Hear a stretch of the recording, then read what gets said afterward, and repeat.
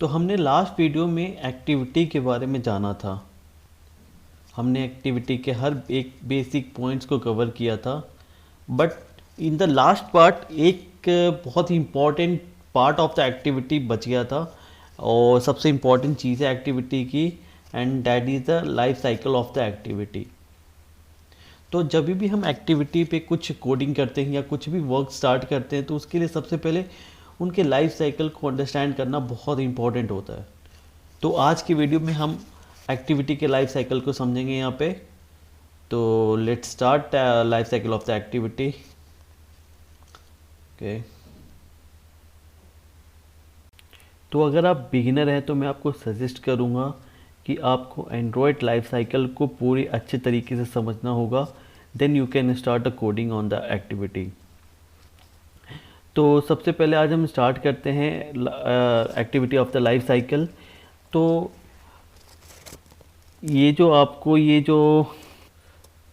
जो आर्टिकल है, ये आपको developer.android.com पे आप ओपन कर सकते हो, और इसे आप रीड कर सकते हो। पूरा का पूरा डॉक्यूमेंट यहाँ पे अवेलेबल है।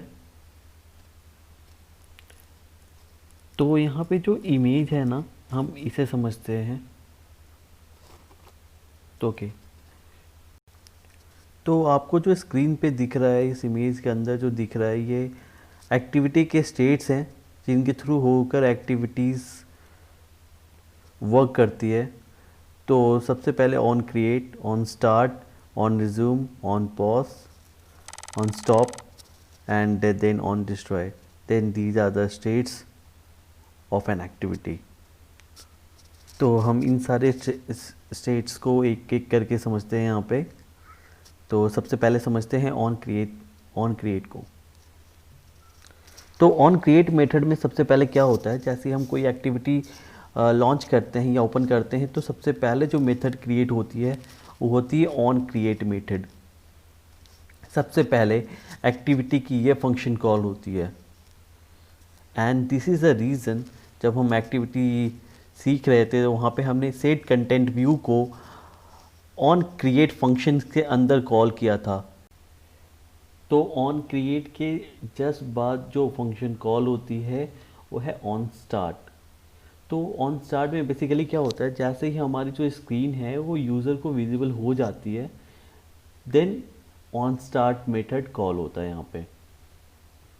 ऑन स्टार्ट के बाद नेक्स्ट फंक्शन जो कॉल होता है ऑन रिज्यूम होती है।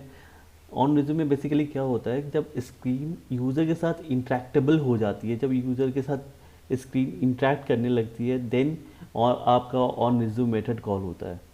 तो ये तीनों मेथड बहुत ही क्विकली एक के बाद एक कॉल होते हैं। देन नेक्स्ट मेथड जो है that is the on pause. तो ऑन पॉज बेसिकली कब कॉल होता है, जब आपकी एक्टिविटी रनिंग फेज में है और आपकी जो एक्टिविटी है that is a partially visible, और या तो एक्टिविटी पार्शियली विजिबल है या तो बैकग्राउंड में है।